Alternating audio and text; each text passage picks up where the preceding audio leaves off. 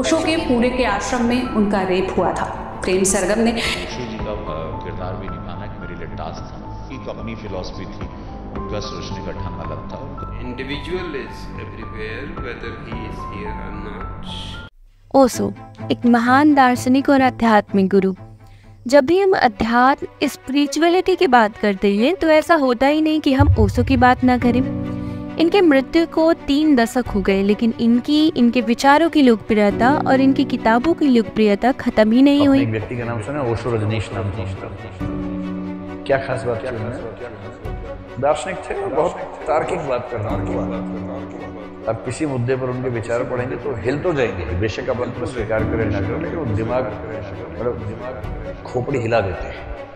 आप उनके विचारों का समर्थन करें या उनका विरोध, उनको विवादों के बीच रखें या आध्यात्मिक गुरु माने, लेकिन आप ओशो को भूल नहीं सकते।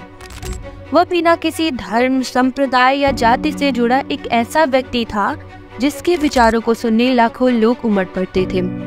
अब लोगों में उनके विचारों की लोकप्रियता भी रही और विरोध भी। आज हम बात करने वाले हैं ओशो के विचारों, सिद्धांतों तथा उनके पुस्तकों के बारे में, जो उन्हें एक आध्यात्मिक गुरु भी बनाती हैं और इन्हीं विचारों के चलते उन्हें विरोधों का सामना भी करना पड़ा। ओशो की मृत्यु को 33 वर्ष बीत चुके हैं, लेकिन उनकी पुस्तकें आज भी उतनी ही लोकप्रिय हैं। उनके ऑडियो पॉडकास्ट और तमाम वीडियो सोशल मीडिया में काफी तेजी से वायरल हो रहे हैं।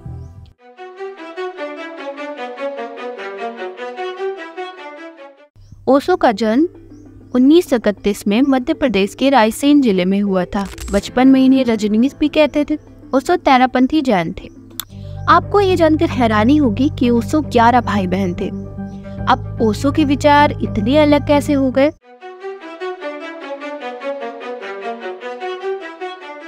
बचपन में ये 7 वर्ष तक अपनी नानी के यहाँ रहे।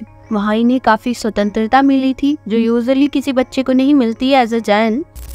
ओशो स्वयं कहते हैं यदि वो अपनी नानी के यहाँ न गए होते तो वो ओशो नहीं बन पाते। बच्चों को लेकर ओशो कहते हैं कि बच्चों का पालन पोषण स्वतंत्रता पूर्वक होना चाहिए। जब फैमिली में रहकर बच्चा पलता है तो फैमिली की राजनीतिक विचार, धार्मिक विचार या पूर्वजों के विचार को बच्चे को ढूंढना पड़ता है। अब रूढ़िवादी विचारों से दूर जाने के कारण ओशो की तार्किक क्षमता भी बढ़ गई। वो विचारधाराओं को पीछे रखकर तार्किक बुद्धि से चीजों को समझना चाहते थे। एक बार इन्होंने बच्चों को लेकर प्रभावशाली तर्क भी दिया। खाते हैं प्रेम करो, और आपकी पूरी व्यवस्था, पूरा इंतजाम प्रतियोगिता का है। जहाँ प्रतियोगिता है वहाँ प्रेम कैसे हो सकता है? जहाँ कंपटीशन है, प्रतिस्पर्धा है, वहाँ प्रेम कैसे हो सकता है? प्रतिस्पर्धा तो ईर्ष्या का रूप है, जलन का रूप है। पूरी व्यवस्था तो जलन सिखाती है। एक बच्चा प्रथम आ जाता है तो दूसरे बच्चों से कहते हैं देखो तुम पीछे रह गए और ये पहले आया। आप क्या सिखा रहे हैं? आप सिखा रहे हैं कि ईर्ष्या करो, प्रतिस्पर्धा करो, इसको पीछे करो, तुम आगे आओ। आप क्या सिखा रहे हैं? आप अहंकार सिखा रहे हैं कि जो आगे है वो बड़ा है, जो पीछे है वो छोटा है। लेकिन किताबों में आप कह रहे हैं कि विनीत बनो, और किताबों में आप समझा रहे हैं कि प्रेम करो, और आपकी पूरी व्यवस्था सिखा रही है कि घृणा करो, ईर्ष्या करो, आगे निकलो, दूसरे को पीछे हटाओ।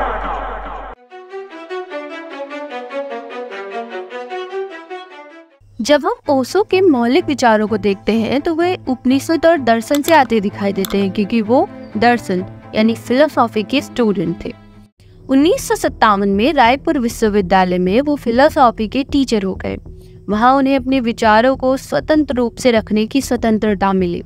फिर वहाँ की टॉप मैनेजमेंट को लगा कि रजनीश जी के विचार नैतिकता के विरुद्ध हैं, इसीलिए उनका ट्रांसफर जबलपुर विश्वविद्यालय में कर दिया गया। यहाँ से उनकी जर्नी स्टार्ट हुई। उन्होंने जगह जगह भाषण देना शुरू कर दिया, चाहे गांधी जी का समाजवाद हो या धार्मिक कुरीतियाँ हो, ओशो सभी पर बोले। परंतु उनके विचार विवादास्पद तब होने लगे जब वो कामुकता को लेकर बोलने लगे। उस समय तक ऐसी चीजें भारत में टैबू हुआ करती थी। बहुत लोग मानने लगे कि ये सामाजिक ढांचे को बिगाड़ देंगे। जब ओशो के विचार ख्याति पकड़ने लगी तब इन्होंने एक बहुचर्चित पुस्तक लिखी, संभोग से समाधि तक। एक तरफ जहाँ से ख्याति प्राप्त हुई, दूसरी तरफ इसका काफी विरोध भी हुआ। काफी विरोध होने पर ओशो ने कहा कि जब हम कामुकता जैसे विषय को टैबू न बनाकर नॉर्मल विषयों की तरह लेना शुरू कर देंगे तो प्रोस्टिट्यूशन या रेप जैसी चीजें कम हो जाएंगी। ओशो के विचारों से लोग सहमत भी हो सकते हैं और विरोध भी कर सकते हैं। अब ओशो ने जितनी अधिक प्रसिद्धि पाई उससे अधिक वो विवादों से घिरे रहे। इनके पुणे आश्रम में अब तक काफी भक्त हो चुके थे। इनके अधिकतर भक्त अमीर तबके से आते थे, जैसे लॉयर्स, डॉक्टर्स, सेलिब्रिटीज, जिससे इनके आश्रम को काफी डोनेशन मिलता था। अब ये और अधिक विवादों से तब घिरने लगे जब इन्होंने इसी आश्रम में यौनाचार की अनुमति दे दी, जिससे आश्रम का माहौल बिगड़ने लगा। उस समय भारत के जो प्रधानमंत्री थे मोरारजी देसाई, वो भी ओशो के विरुद्ध हो गए। फिर इनका आश्रम यहाँ से शिफ्ट होकर अमेरिका में स्थापित हुआ। अब ओशो के अनुयायी अधिकतर अमीर ही थे, तो धीरे धीरे ओशो के पास बहुत सारी संपदाएं हो जाती है। यहाँ से उनका अवतार चेंज होता है। उन्होंने खुद ही कहा था कि उनके पास 90 रोल्स रॉय हैं। उनका बाथरूम दुनिया का सबसे खूबसूरत बाथरूम है। यानी कि अब जो ओशो हैं वो रिचमैन्स गुरु बन जाते हैं।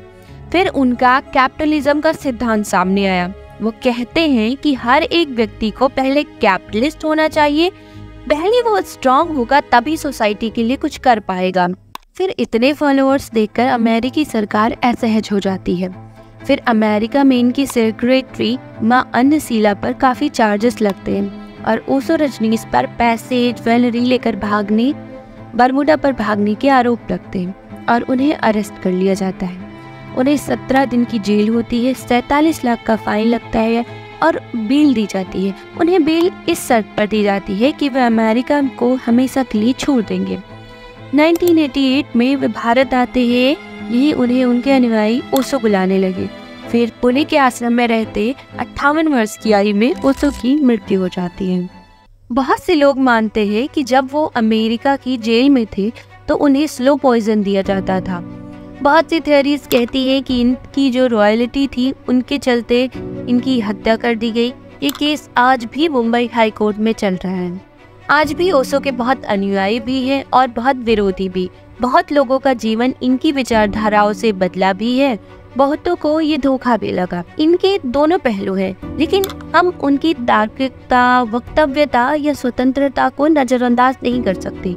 ये था ओशो का जीवन वृत्तांत। अपने विचार और सुझाव कमेंट बॉक्स में जरूर बताएं। धन्यवाद।